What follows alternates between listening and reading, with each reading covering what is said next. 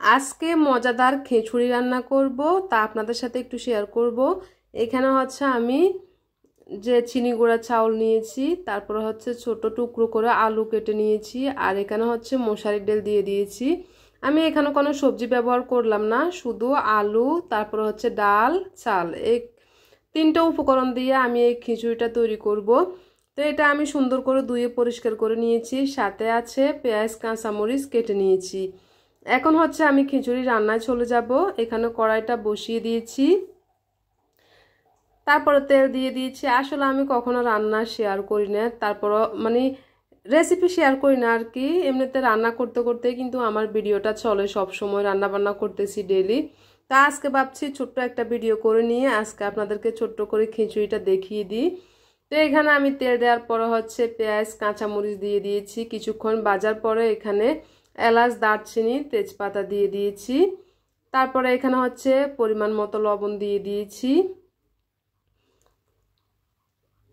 তো কিছুক্ষণ নাড়াচাড়া করলাম। এরপর হচ্ছে আদার টুকরো দিয়ে দিয়েছি। এখানে ফ্রিজে আদা ছিল, ওই জন্য একটু বরফের মতো টুকরো।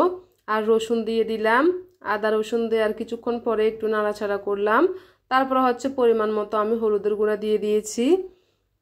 তো এখানে কিন্তু আমরা তো মরিচের গুঁড়া ব্যবহার করব না। তো এখানে আমি ধনিয়ার গুঁড়ো, জিরের গুঁড়া একসাথে মিক্স করা এটা দিয়ে দিলাম। ধনিয়ার গুঁড়া, জিরের গুঁড়া একসাথে। আর এখানে হচ্ছে গরম মশলা, আমি গরম মশলা পরিমাণ মতো একটুখানি দিয়ে দিলাম। গরম মশলার গুঁড়া আর কি দিয়েছি। এখন হচ্ছে আমি কিছুক্ষণ নাড়াচাড়া করলাম। এরপর হচ্ছে আমি দিয়ে দিচ্ছি চাল, ডাল, আলু সহ সব কিছু। এখন হচ্ছে আমি ভেজে নিচ্ছি সুন্দর করে, অনেকক্ষণ ধরে ভাজতে হবে এটা, চাল, ডাল, আলু। তো এটা কিছুক্ষণ আমি ভেজে নিব ভালোভাবে, যাতে করে খিচুড়িটা একটু ভুনা ভুনা হয়। তো এই যে অনেকক্ষণ নাড়াচাড়া করতেছি। তারপরে হচ্ছে আমি পরিমাণ মতো পানি দিয়ে দিব। আসলে খিচুড়ি তারপরে হচ্ছে পোলাও, এগুলো যদি বেশিক্ষণ ভাজা হয় সুন্দরভাবে, তাহলে কিন্তু অনেক সুন্দর জর্জরা হয়।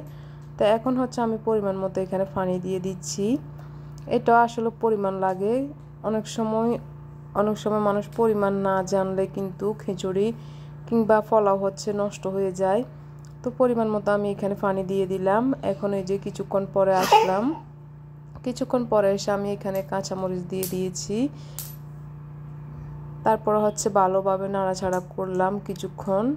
এখনও কিন্তু আরও কিছুক্ষণ বাকি থাকবে, এখনও হয়নি খিচুড়িটা।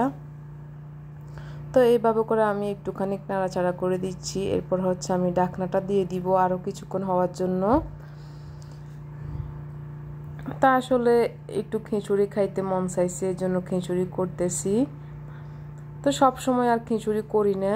আবারও আসলাম কিছুক্ষণ পর, দেখতেছেন কতটা ভাপ বের হতেছে, একেবারে মোবাইলের ক্যামেরাটা পর্যন্ত ঝাপসা হয়ে গেছে। এখন হচ্ছে আমি কিছুক্ষণ ভালোভাবে নাড়াচাড়া করে নিচ্ছি। এই যে ফ্রাই হয়ে এসেছে আমার খিচুড়ি।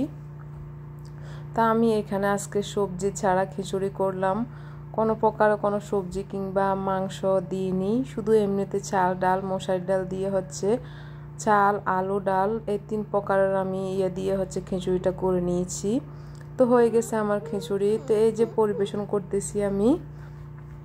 তা আমি এখানে বাটিতে ভরে সুন্দরভাবে প্লেটের মধ্যে নিয়ে নিলাম। এখন হচ্ছে আমি শসা দিয়ে দিচ্ছি। আসলে আমরা সবাই মিলে খাবো, শুধু একটা প্লেট আমি আপনাদেরকে পরিবেশন করে দেখিয়ে দিচ্ছি। তো হয়ে গেছে আমার আজকের খিচুড়ি রান্না। কেমন হয়েছে জানাবেন সবাই। এই ছিল আজকের শুধু একটুখানি ছোট্ট ভিডিও খিচুড়ি রান্না। সবাই ভালো থাকবেন, সুস্থ থাকবেন। আল্লাহ হাফেজ।